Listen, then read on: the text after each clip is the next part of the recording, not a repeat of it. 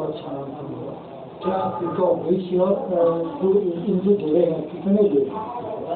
जय संत समाज। मैं आप सभी मीडिया कर्मियों का बहुत बहुत आभार और धन्यवाद देता हूं और आपको भी शुभकामनाएं देता हूं कि आज हमारे संत सुरक्षा मिशन को गठन हुए 2 वर्ष हो गए हैं। अब कई लोग तारीख की बात करते हैं, लेकिन हमारे सनातन धर्म में तारीखें दूसरे तरीके से देखी जाती हैं। तो संत सुरक्षा मिशन का जो गठन हुआ था वो होली, जो होली का दहन होता है उस दिन गठन हुआ था। तो ये हर वर्ष, इनकी तारीख निश्चित नहीं होगी कोई भी, होली का दहन वाले दिन संत सुरक्षा मिशन का गठन हुआ 2019 में। आज तकरीबन 2 साल हो गए हैं संत सुरक्षा मिशन को। और इसमें जैसे आपने पूछा कि उद्देश्य क्या है, ऋषि और कृषि और सैनिक, जब तक हमारे देश और दुनिया के अंदर हमारे ऋषि, कृषि और सैनिक जिंदा हैं, मजबूत हैं, तब तक सनातन धर्म की रक्षा हो सकती है। आज सनातन धर्म के ऊपर अनेकों अनेक प्रकार के अन्य देशों से, अन्य धर्मों से जो पंथ हैं, धर्म तो है ही नहीं, विश्व के अंदर अगर कोई धर्म है तो वो सनातन धर्म है। बाकी तो सब सनातन धर्म से निकले हुए पंथ हैं छोटे छोटे। अब उनको अपने आप में ये मानते हैं कि हम धर्म, हम धर्म, हम धर्म। तो आज सनातन धर्म की जो रक्षा नहीं हो पा रही है, जो परेशानी खड़ी कर रहे हैं छोटे छोटे पंथ बन करके, तरह तरह के यातनाएं दे रहे हैं हमारे साधु संतों को। तो क्योंकि भारत एक ऐसी भूमि है जहाँ पर आत्मा की भूख हमारे संत मिटाते थे। मनोदशा जब भी गड़बड़ होती थी तो हमारे ऋषि मुनियाँ, हमारी परंपरा चली आ रही है, जब भी परेशान होता था कोई भी गृहस्थी, कोई भी बीमार होता था, कोई पशु पक्षी, किसी के लिए भी कोई भी आत्मिक शांति अगर चाहिए होती है तो वो ऋषि मुनियों की शरण में जाता था। लेकिन आज क्या हो रहा है, आज ऋषि मुनियों को ही मारा जा रहा है।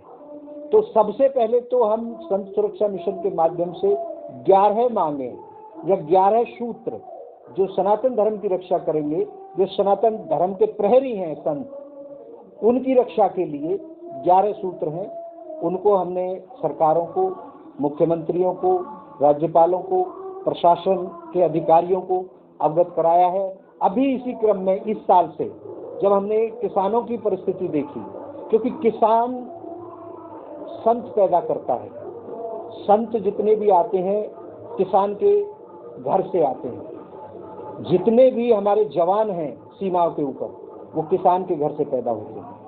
आज हमारा अन्नदाता उस परिस्थिति से गुजर रहा है, उसको खाने के लिए रोटी के लाले पड़ रहे हैं। वो कृषि प्रधान जो भारत देश था, जो कृषि के क्षेत्र में पूरे विश्व में माना जाता था, यही पहचान थी भारत की, आज किसान भी परेशान है और हर 18 मिनट में एक किसान आत्महत्या कर रहा है। तो हमने किसानों के लिए भी, क्योंकि संत ही जब कोई भी बुराई पैदा होती है समाज के अंदर, संत ही उसको मिटाने का काम करते हैं। आप जी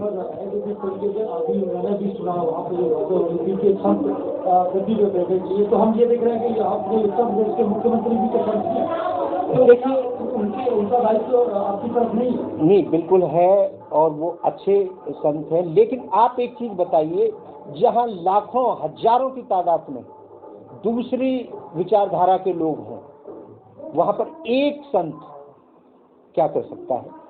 संत योगी जी बहुत बढ़िया काम कर रहे हैं, ये आम जनता भी कह रही है। हम कहें कि संत हैं, संत की तारीफ करें, वो ठीक नहीं है। लेकिन उत्तर प्रदेश की जनता ये कह रही है कि योगी जी जैसा प्रशासक, योगी जी जैसे कार्य, लेकिन अकेले योगी जी क्या कर लेंगे? नीचे यहाँ तक आते आते, जहाँ हम लोग बैठे हैं, आप लोग बैठे हैं, यहाँ आते आते, क्योंकि योगी जी के राज में भी सैकड़ों संतों की हत्याएं हो रही हैं। तो जब तक, पहले क्या था, धर्म से राजनीति होती थी, आज धर्म में राजनीति हो रही है, धर्म को बांटा जा रहा है राजनीति के चंद प्रलोभन के लिए। तो ये बिल्कुल आपने बात अच्छी कही कि अगर संत पूरी सत्ता में बैठे, संतों के हाथ में अगर सत्ता आ जाएगी तो संत धर्म के साथ न्याय करेंगे। मनुष्य ही नहीं, पशु पक्षी जीव जंतु सबके लिए उदार दिल होता है संत का। तो मैं तो यही कहूँगा कि ज़्यादा से ज़्यादा संत जब सत्ता में जाएंगे तो जरूर भारत फिर से सोने की चिड़िया बनेगा। धन्यवाद आपको।